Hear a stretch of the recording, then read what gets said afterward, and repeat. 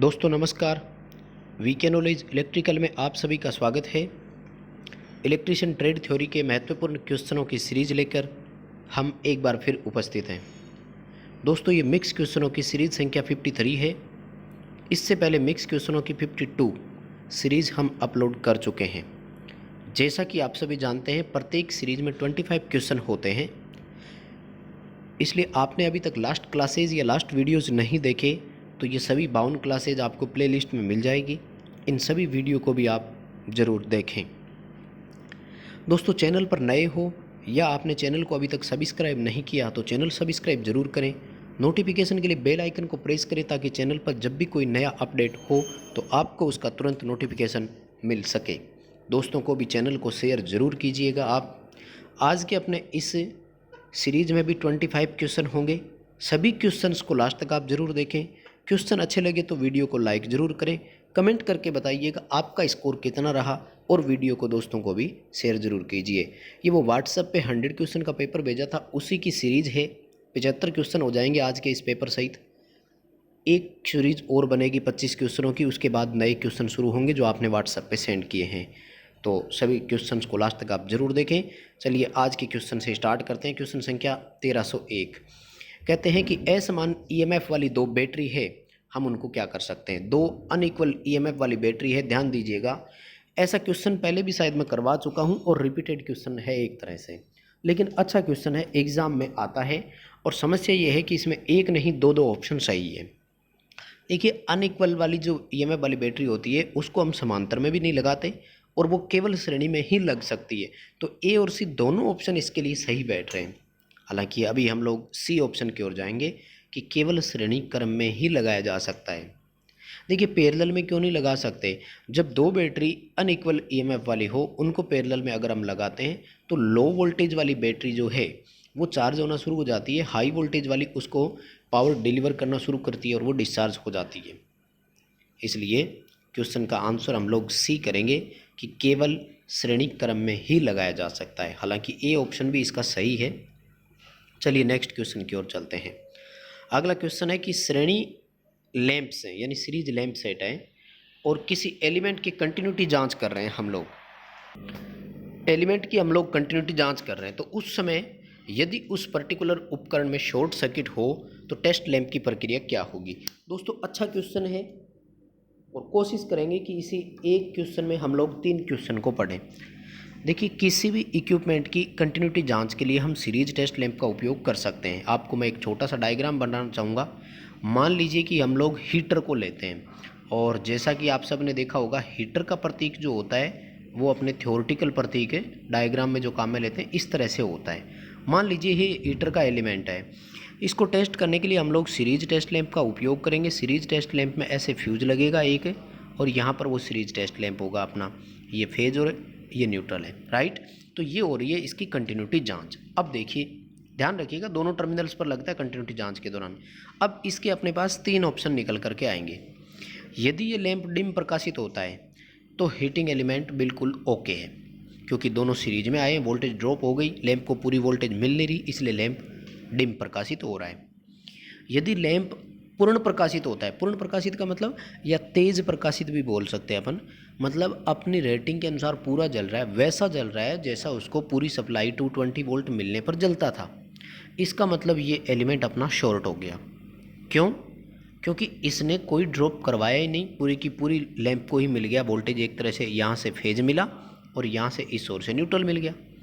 यदि लैंप प्रकाशित ही नहीं होता है इसका मतलब ये एलिमेंट अपना ओपन है, क्योंकि सीरीज में थे, सर्किट पूरा हुआ नहीं। तो अभी अपन से क्या पूछा जा रहा है कि उपकरण में शॉर्ट सर्किट हो तो लैंप क्या होगा। तो सी ऑप्शन की ओर जाएंगे कि तेज प्रकाश के साथ जलेगा, राइट। देखिए जलेगा ही नहीं इसका मतलब है एलिमेंट ओपन, मंद प्रकाश के साथ जलेगा इसका मतलब है ओपन, तेज प्रकाश के साथ जलेगा इसका मतलब है शॉर्ट। चलिए अगले क्वेश्चन की ओर चलेंगे। विद्युत उपकरण में स्पार्किंग का कारण क्यों हो सकता है। स्पार्किंग का सबसे बड़ा कारण होगा लूज कनेक्शन। कभी भी कनेक्शन आपको ढीले नहीं रखने हैं, इसीलिए दोस्तों हम सॉकेट में जब किसी उपकरण को जोड़ते हैं तो प्लग टॉप का उपयोग करते हैं, बिना प्लग टॉप के कभी नहीं लगाना चाहिए। देखिए शॉर्ट सर्किट होगा तो स्पार्किंग नहीं, फ्यूज ही उड़ जाएगा। ओपन सर्किट में हो नहीं सकता, दोषकरण उपकरण इक्विपमेंट दोष है तो अर्थ होगा झटका लगेगा, स्पार्किंग नहीं। ए ऑप्शन की ओर जाएंगे, लूज कनेक्शन के कारण स्पार्किंग होती है। अगला क्वेश्चन है कि आइडियल करंट सोर्स में क्या होता है। देखिए लास्ट सीरीज में क्वेश्चन था आदर्श वोल्टेज स्रोत में क्या होता है, अब पूछा गया आइडियल करंट सोर्स में क्या होता है। एक आइडियल करंट सोर्स जो होता है इसकी आंतरिक चालकता जो होती है वो जीरो होती है, क्योंकि इसका आंतरिक प्रतिरोध अनंत होता है। दो बातें आप याद रख सकते हैं, चालकता शून्य, प्रतिरोध अनंत। तो अभी हम लोग ए ऑप्शन की ओर जाएंगे, इसकी आंतरिक चालकता जीरो होती है। अगला क्वेश्चन है कि विशुद्ध प्रेरक का पावर फैक्टर कैसा होता है। इंग्लिश में इसको बोल रहे हैं प्योर इंडक्टर, यानी हमसे पूछा गया है एक शुद्ध इंडक्टर यानी प्योर इंडक्टर है तो उसका पावर फैक्टर कैसा होगा। देखो प्योर इंडक्टर और प्योर कैपेसिटर दोनों का पावर फैक्टर 0 0 ही होता है, हमेशा ध्यान रखिएगा। हाँ प्योर रेजिस्टर ही हो तो उसका इकाई होता है। शुद्ध इंडक्टर शुद्ध कैपेसिटर का 0 0, शुद्ध रेजिस्टर का इकाई होता है।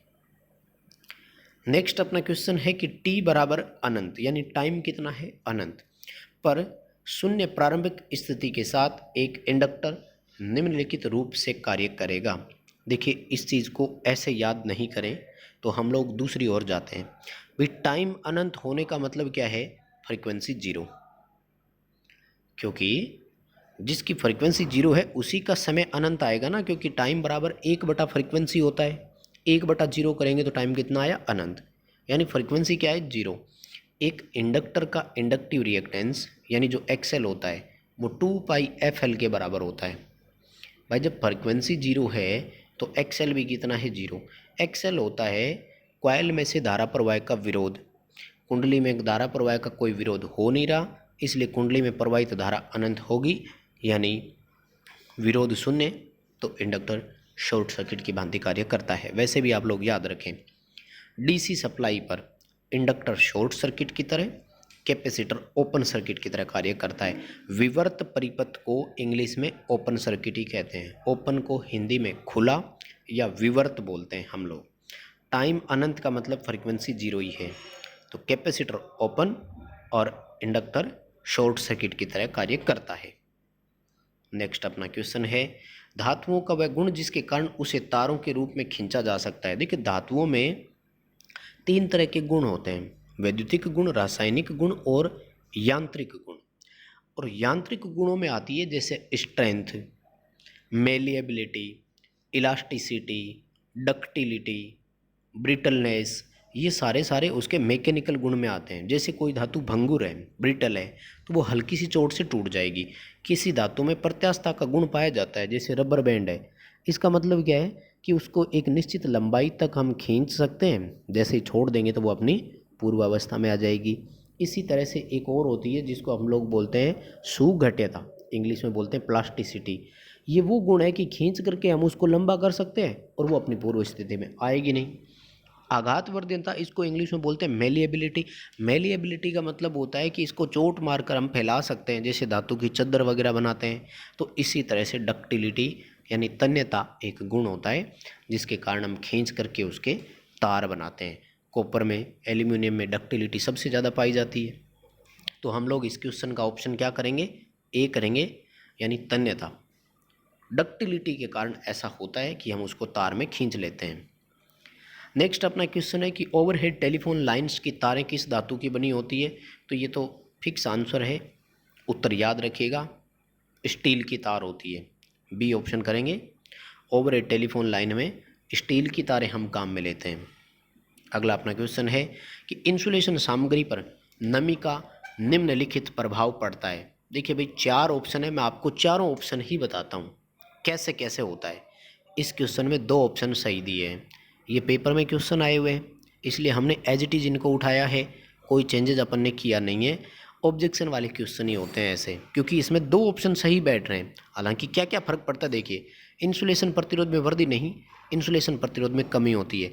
फ्यूचर में जब भी इस तरह का क्वेश्चन आपको मिले तो याद रखिएगा, यानी इंसुलेशन रेजिस्टेंस डिक्रीज होता है, कमी होती है। डाइलेक्ट्रिक स्ट्रेंथ में भी कमी ही होती है, वृद्धि नहीं होती। ठीक है, तो ये दो तो इसके होंगे नहीं। अब आया पेरा वैद्युतिक हानि में वृद्धि, ये बिल्कुल सही है। डाइलेक्ट्रिक लॉस जो होता है ना वो बढ़ जाता है फिर। और डी है पेरा वैद्युतिक स्थिरांक में कमी, ये भी सही है। डाइलेक्ट्रिक कांस्टेंट, भाई डाइलेक्ट्रिक स्ट्रेंथ जब कम होगी तो डाइलेक्ट्रिक कांस्टेंट भी घटेगा, नियतांक भी घटेगा। तो इसका सी और डी दोनों उत्तर सही है, हमने भी आंसर में यही डाले हैं। यानी पेरा वैद्युतिक हानि में भी वृद्धि होगी, बढ़ेगा लॉस, और डाइलेक्ट्रिक कांस्टेंट में कमी आएगी, इंसुलेशन प्रतिरोध में कमी आएगी, डाइलेक्ट्रिक स्ट्रेंथ में कमी आएगी। मतलब ए, बी और डी इन तीनों में कमी आएगी, जबकि सी ऑप्शन में वृद्धि होगी। आप चारों ऑप्शन याद रखिएगा। नेक्स्ट अपना क्वेश्चन है कि पीतल निम्नलिखित की एक मिश्र धातु है। भाई शॉर्ट में आप लोगों को मैं बता दूं, पीतल में ताज होता है। क्या होता है? पीतल में ताज होता है। ताज यानी तांबा और जस्ता होता है। तो कॉपर और जिंक की मिश्र धातु जो होती है ये ब्रास यानी पीतल कहलाती है। हम लोग ए ऑप्शन की ओर जाएंगे। पीतल में तांबा जस्ता होता है। नेक्स्ट अपना क्वेश्चन है फेराइट निम्नलिखित से संबंधित होती है। देखिए फेराइट एकमात्र ऐसी धातु है जिसकी चुंबकशीलता सर्वाधिक होती है। फेरोमैग्नेटिक की श्रेणी में ही आएगी। क्वेश्चन का आंसर अपन ए करेंगे। लोहे चुंबकीय सामग्री की श्रेणी में आती है। ए क्वेश्चन की ओर हम जाएंगे। अगला क्वेश्चन है कि कंपन करने वाली मोटर के दोष का कारण निम्नलिखित में से कौन सा नहीं है। ध्यान दीजिएगा, ये पूछ रहा है कि नहीं है, यानी एक मोटर में वाइब्रेशन हो रहा है, इसका कारण कौन सा नहीं है। देखिए सबसे पहला कमज़ोर नेम, अगर फाउंडेशन प्रॉपर नहीं है तो बिल्कुल मोटर कंपन करेगी, वाइब्रेशन उसमें आएंगे। दूसरा है अपसंरेखित मोटर, यानी मिस अलाइन हो गई, अलाइनमेंट प्रॉपर नहीं है, तब भी वाइब्रेशन आएंगे। दोषयुक्त बेरिंग, मोटर में बेरिंग में अगर प्रॉपर लुब्रिकेशन और ग्रीसिंग नहीं है तब भी वो वाइब्रेशन करती है। लेकिन दोषयुक्त अर्थिंग यानी अर्थ फॉल्ट की वजह से कभी भी वाइब्रेशन नहीं आते। सी ऑप्शन की ओर जाएंगे। यानी अर्थिंग जो है वो प्रॉपर नहीं थी या मोटर में लीकेज फॉल्ट हो रहा है तो उस वजह से कभी वाइब्रेशन नहीं आएगा। जबकि फाउंडेशन कमज़ोर होने से, अलाइनमेंट मिस होने से और बेरिंग सही नहीं होने से मोटर में वाइब्रेशन आएंगे। अगला क्वेश्चन है मशीन की एफिशिएंसी में कैसे वृद्धि की जा सकती है। कई सारे तरीके होते हैं, हालांकि जिस तरह से ऑप्शन दिया है उसमें तो हम लोग ए ऑप्शन की ओर जाएंगे, हानियों को घटाकर। यानी लॉसेज अगर कम हो जाएंगे तो एफिशिएंसी अपने आप बढ़ जाएगी। अब देखिए लॉसेज कम कैसे कर सकते हैं, इसका एक ही ऑप्शन अपने हाथ में है। अपने हाथ में है फ्रिक्शन को कम करना। मोटर में हम लोग घर्षण को कम आसानी से कर सकते हैं। कैसे? Proper lubrication time to time उसको देते रहें, मेंटेनेंस और ओवरहालिंग उसकी करते रहें, क्लीनिंग और साफ सफाई उसकी करती रहें, तो फ्रिक्शन कम होगा, हानियाँ कम हो गई। घूर्णन के कारण उत्पन्न, घर्षण के कारण उत्पन्न होने वाली हानियाँ प्रॉपर लुब्रिकेशन से कम हो जाती है, मोटर की दक्षता में वृद्धि हो जाती है फ्रिक्शन कम करके। नेक्स्ट क्वेश्चन है सीरीज वाउंड मोटर है उसकी गति कैसी होगी। भाई सीरीज मोटर की गति को हम लोग देखिए फ्लक्स के व्युत्क्रमानुपाती है, तो फ्लक्स यदि घटेगा तो गति बढ़ेगी, सीधी सी बात है। सी ऑप्शन की ओर जाएंगे। डाइवर्टर से नियंत्रित कर सकते हैं लेकिन इसमें तो लिख दिया नहीं की जा सकती, तो सी ऑप्शन ही रह गया, फ्लक्स घटने के साथ बढ़ती है। अगला क्वेश्चन है कि किसी शंट मोटर के सप्लाई टर्मिनलों को यदि उल्टा कर दिया जाए तो मोटर पर क्या प्रभाव पड़ेगा। दोस्तों ये भी पेपर में से लिया हुआ सेम टू सेम क्वेश्चन है। हालांकि इसमें क्या है कि कहीं कोई ऑप्शन नहीं दिया गया, राइट। तो पीडीएफ बनाते समय हमने इसको इम्प्रूव किया नहीं है क्योंकि जैसा पेपर में था वैसा ही लिखा है। याद रखिएगा डीसी मोटर में शंट की कोई ज़रूरत नहीं है, कोई भी मोटर हो, सप्लाई के टर्मिनल्स बदलने से उस पर कोई प्रभाव नहीं पड़ता है। मोटर उसी दिशा में लगातार उसी गति से चलती रहती है, कोई फर्क नहीं पड़ता है, क्योंकि सप्लाई के टर्मिनल्स परिवर्तित करने से फील्ड और आर्मेचर दोनों की धारा में एक साथ परिवर्तन आते हैं, जिससे मोटर के घूमने की दिशा में कोई परिवर्तन नहीं होता है। यानी जनरेटर की तरह चलेगी, उल्टी दिशा में चलेगी, रुक जाएगी, जल जाएगी, कोई भी ऑप्शन सही नहीं है। तो इसमें नोट डाल करके हम लोग लिखने वाले थे, पीडीएफ में थोड़ी सी एडिटिंग हुई नहीं। मोटर उसी दिशा में, ऑप्शन बता देता हूँ मैं, इसका पेपर में ये ऑप्शन नहीं आएंगे। नया ऑप्शन आपको किस तरह से देखने को मिलेगा कि मोटर उसी दिशा में लगातार उसी गति से चलती रहेगी, यानी ना तो गति पर फर्क पड़ेगा ना दिशा पर फर्क पड़ेगा। मोटर लगातार चलती रहती है, दोनों सिरे एक साथ परिवर्तित करने से कभी कोई फर्क मोटर पर नहीं आता है। अगला क्वेश्चन है कि क्लास डी की डीसी मोटर के आर्मेचर वाइंडिंग में तापमान को निम्न से अधिक जाने की परमिशन नहीं है। हाँ, ये अच्छा क्वेश्चन है। ये उस जो अपनी वो एचाल्को वाली टेबल थी YAEBFHC, उसमें से नहीं है, उसमें से नहीं है, ध्यान दीजिएगा। अब होता क्या है कि वर्किंग टेम्परेचर किसी भी जो मशीन होती है ना, लगभग 40 डिग्री सेंटीग्रेड होता है, हालांकि इससे तो ऊपर भी जाता है ये। तो परमिजिबल जो टेम्परेचर है वो है 80 डिग्री सेंटीग्रेड, यानी क्लास बी की, हालांकि ये भी अलग अलग है, A, B और F और H, 4 कैटेगरी की डीसी मोटरें डिवाइड कर रखी है। इंटरनेट पर आप लोग सर्च कीजिएगा, आपको मिल जाएगा। तो 80 डिग्री सेंटीग्रेड जो है वो परमिजिबल टेम्परेचर है, इससे ऊपर नहीं जाना चाहिए, अदरवाइज आर्मेचर में शॉर्ट सर्किट हो जाएगा। तो सी ऑप्शन करेंगे, यानी 75 डिग्री से अधिक नहीं जाना चाहिए, क्योंकि वर्किंग में हाईएस्ट टेम्परेचर कितना है। नेक्स्ट अपना क्वेश्चन है, एक सिंगल फेज मोटर का स्टार्टिंग कैपेसिटर कैसा होता है।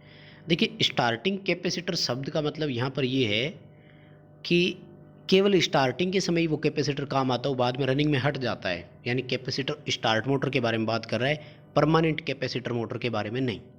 तो स्टार्टिंग कैपेसिटर हमेशा इलेक्ट्रोलाइटिक कैपेसिटर होता है, जबकि रनिंग कैपेसिटर होता तो वो पेपर कैपेसिटर होता।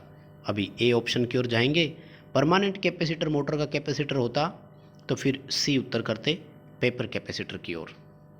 अगला अपना क्वेश्चन, निम्न में से किस मोटर का स्टार्टिंग टॉर्क मैक्सिमम है। देखिए, स्टार्टिंग में टॉर्क सबसे ज़्यादा है। अगर ऑप्शंस के अकॉर्डिंग बात करें तो मैं ए ऑप्शन की ओर जाऊंगा, यूनिवर्सल मोटर। कहते हैं कि इस मोटर का टॉर्क स्टार्टिंग वाला रेटेड टॉर्क का 400% तक होता है। हालांकि कैपेसिटर स्टार्ट मोटर का भी बहुत अच्छा होता है, लगभग 225% से लेकर 300% तक कैपेसिटर स्टार्ट मोटर का भी होता है। लेकिन जब भी आपको यूनिवर्सल मोटर ऑप्शन दिख जाए तो सबसे पहले इसी ऑप्शन की ओर आपको जाना चाहिए कि maximum starting torque universal motor का होता है। हम लोग ए ऑप्शन करेंगे। अगला अपना क्वेश्चन है कि निम्न में से कौन सी मोटर उच्चतम पावर फैक्टर पर कार्य करती है। देखिए, पावर फैक्टर सबसे अधिक किसका हो सकता है, तो कैपेसिटर रनिंग में भी इस मोटर में लगा हुआ है। स्टार्टिंग वाइंडिंग लगातार लीडिंग करंट फ्लो करवाएगी, केवल मात्र रनिंग वाइंडिंग में से ही लैगिंग करंट फ्लो होगा, यानी कैपेसिटर रन मोटर जो है उसका पावर फैक्टर बाकी सबसे तुलना करने पर अधिक होगा। नेक्स्ट अपना क्वेश्चन है, सिंगल फेज इंडक्शन मोटर में सहायक वाइंडिंग यानी ऑक्सिलरी वाइंडिंग, चाहे तो अपन इसको स्टार्टिंग वाइंडिंग भी बोल सकते हैं, सामान्यतः उस समय कट ऑफ हो जाती है जब निम्नलिखित के अलावा शेष मोटरों में एक निश्चित गति आ जाती है। हम सब जानते हैं वो निश्चित गति 75% है, यानी 75% या इससे अधिक स्पीड जब भी आती है तो सेंट्रीफ्यूगल स्विच मोटरों में लगा रहता है और वो ऑक्सिलरी वाइंडिंग यानी स्टार्टिंग वाइंडिंग को परिपथ से हटा देता है। कौन सी मोटर के अलावा, यानी कौन सी मोटर ऐसी है जिसमें स्टार्टिंग वाइंडिंग नहीं हटती। अब देखिए, यहाँ पर दो चीज़ें हैं कन्फ्यूज करने वाली, कैपेसिटर स्टार्ट और विभक्त फेज यानी split phase motor. No doubt कि इन दोनों में तो हटती ही हटती है, यहाँ तो कोई दिक्कत नहीं है। अब रही बात ये कि कैपेसिटर रन मोटर, इसमें स्टार्टिंग वाइंडिंग स्थायी रूप से लगा रहती है, एक तरह से परमानेंट कैपेसिटर मोटर ही हो गई। दूसरा कि शेडेड पोल मोटर की ऑप्शन की ओर जाएं, इसमें सेंट्रीफ्यूगल स्विच नहीं है। तो भाई सिंपल सी बात है, शेडेड पोल मोटर में स्टार्टिंग वाइंडिंग भी तो नहीं होती, इसमें दो वाइंडिंग है जिसका नाम है सेलिएंट पोल वाइंडिंग और शेडेड पोल वाइंडिंग। तो क्वेश्चन में ऑप्शन हम लोग करेंगे सी, कैपेसिटर रन मोटर। इसमें स्टार्टिंग और रनिंग दोनों वाइंडिंग लगी रहती है। सेंट्रीफ्यूगल स्विच जरूर हटता है, लगा भी रहता है, लेकिन सेंट्रीफ्यूगल स्विच 75% स्पीड पर हटने के साथ केवल उच्च मान का कैपेसिटर ही हटता है, स्टार्टिंग वाइंडिंग उसके साथ नहीं हटती। निम्न मान का कैपेसिटर स्टार्टिंग वाइंडिंग वो सर्किट में लगे रहते हैं। तो सी ऑप्शन की ओर जाएंगे, कैपेसिटर रन मोटर। अगला क्वेश्चन है, विद्युत ऊर्जा की इकाई क्या है। देखिए, इलेक्ट्रिकल ऊर्जा जो है वो KWH किलोवाट घंटे में भी होती है, वाट घंटे में भी होती है, वाट मिनट में भी होती है और वाट सेकंड में भी हम लोग इसको कर सकते हैं। तो अब इस ऑप्शन के अकॉर्डिंग जैसे अपन देखें तो इसका ए और सी दोनों ऑप्शन सही है। फिर भी जब इस तरह का क्वेश्चन आपको देखने को मिले तो हम लोग ए ऑप्शन की ओर जाएंगे, वाट घंटा की तरफ करेंगे, यानी विद्युत ऊर्जा की इकाई के लिए हम क्या रखेंगे, वाट घंटा ऑप्शन को रखेंगे। नेक्स्ट अपना क्वेश्चन है, निम्न में से कौन सी मोटर सबसे कम शोर करती है।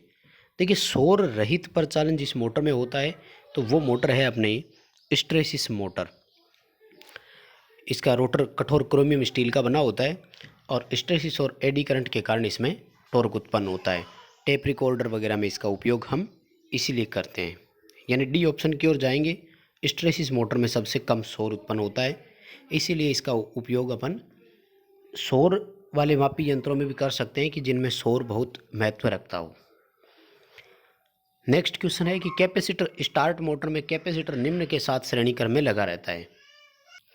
तो अपन से ये पूछा जा रहा है कि कैपेसिटर जो है वो किसके साथ सीरीज में लगेगा। देख कैपेसिटर स्टार्ट मोटर है, यानी सिंगल फेज मोटरों में फेज अंतर उत्पन्न करने के लिए या फिर एक फेज को दो फेज में विभाजित करने के लिए हम कैपेसिटर का उपयोग करते हैं और ये स्टार्टिंग वाइंडिंग के श्रेणी क्रम में लगता है।